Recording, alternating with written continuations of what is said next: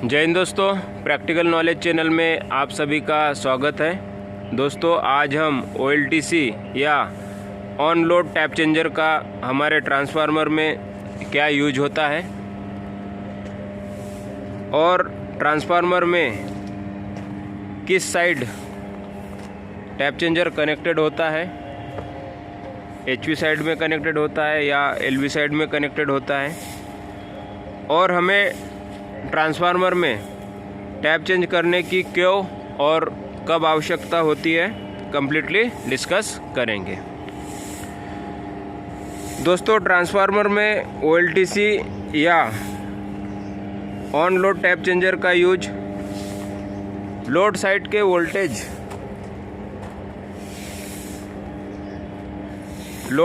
Voltage को maintain करने के लिए या लोड साइड के वोल्टेज को प्रॉपरली रेगुलेट करने के लिए किया जाता है, चाहे वो स्टेप डाउन ट्रांसफार्मर हो या स्टेप अप ट्रांसफार्मर हो।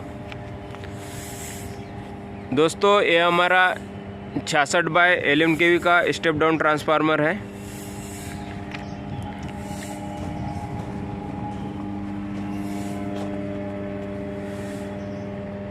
दोस्तों हमें लोड साइड में वोल्टेज को मेंटेन या वोल्टेज को प्रॉपरली रेगुलेट करने की क्यों आवश्यकता होती है।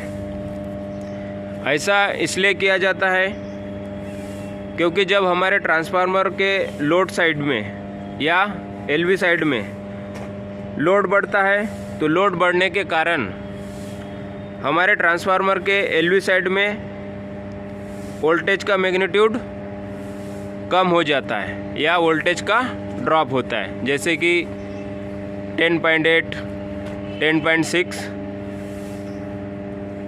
और इस तरह वोल्टेज के कम होने के कारण हमारे ट्रांसफार्मर के वाइंडिंग में सर्कुलेटिंग करंट या लोड करंट बढ़ने लगता है, जिसके कारण ट्रांसफार्मर में I2R लॉसेस बढ़ने लगते हैं, जो दोस्तों हमारे ट्रांसफार्मर के लिए अच्छी बात नहीं है। इस तरह दोस्तों ट्रांसफार्मर में लॉसेस को बढ़ने से रोकने के लिए और लोड साइड में वोल्टेज को प्रॉपरली रेगुलेट करने के लिए हमें टैप चेंजर की या टैप चेंज करने की आवश्यकता होती है। दोस्तों टैप चेंजर को हम HV साइड में कनेक्टेड करते हैं क्योंकि HV साइड में करंट का मैग्नीट्यूड लो होता है, आप देख सकते हो,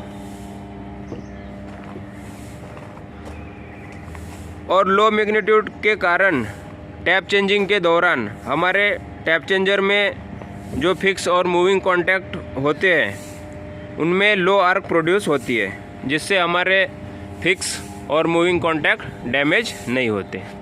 साथ ही साथ दोस्तों हमारे ट्रांसफार्मर की HV वाइंडिंग ट्रांसफार्मर कोर पर आउटर साइड पे वाउंड होती है, इसलिए भी हम टैप चेंजर को HV वाइंडिंग के साथ कनेक्टेड करते हैं। दोस्तों ट्रांसफार्मर में टैप को चेंज करने की आवश्यकता 3 कंडीशन में होती है। इसको हम एग्जाम्पल के माध्यम से समझते हैं।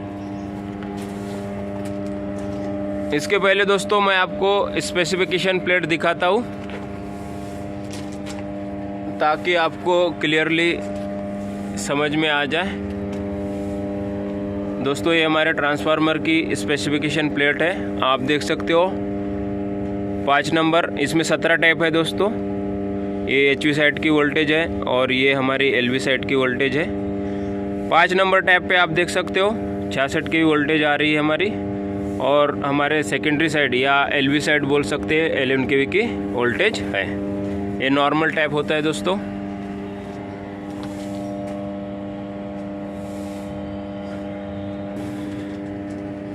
दोस्तों इसमें मैंने HV वाइंडिंग और LV वाइंडिंग बनाई है 66 kV और 11 kV के लिए, और अभी हमारा ट्रांसफार्मर नॉर्मल कंडीशन में है, टैप नंबर 5 पे रनिंग है। दोस्तों पहली कंडीशन ये दोस्तों फार्मूला है हमारा ट्रांसफार्मर टर्न रेशो का, V1/V2 = N1/N2 N2 और =I2/I1 होता है, जो मैंने लिखा नहीं है।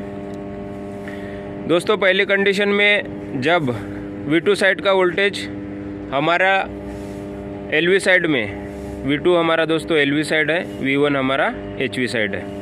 V2 साइड में दोस्तों जब हमारा वोल्टेज ड्रॉप के कारण वोल्टेज कम हो जाती है या लोड बढ़ने के कारण वोल्टेज कम हो जाती है, तो दोस्तों हम HV साइड में नंबर ऑफ टर्म्स को कम करके ट्रांसफार्मर टर्न रेशो फार्मूले के अकॉर्डिंग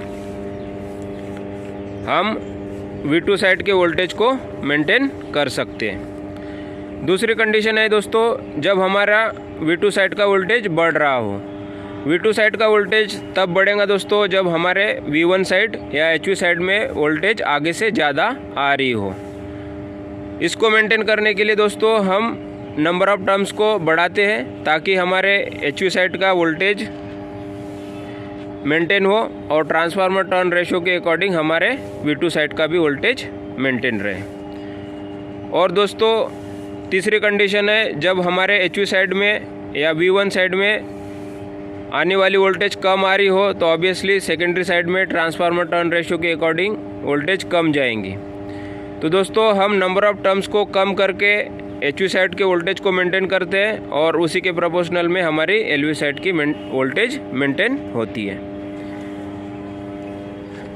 दोस्तों आप इस स्पेसिफिकेशन प्लेट को भी ध्यान से जब देखोगे तो आपको इस चीज़ को समझने में आसानी होगी।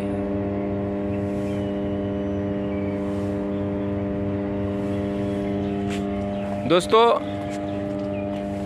जब हमारे ट्रांसफार्मर के OLTC की ओवरऑलिंग होंगी तो मैं कम्प्लीटली आपको फिक्स कॉन्टैक्ट क्या होते हैं, मूविंग कॉन्टैक्ट क्या होते हैं, मैं आपको दिखाऊंगा।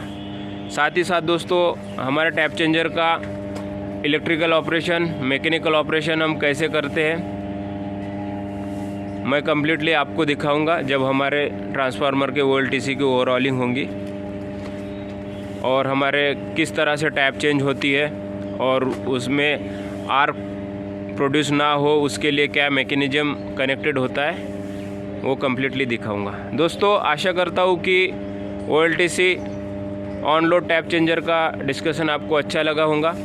तो मेरे चैनल को दोस्तों सब्सक्राइब करना, लाइक करना और कमेंट में हमारे होने वाली गलतियों को बताना ताकि हम उसमें सुधार कर सकें। जय हिंद, जय भारत।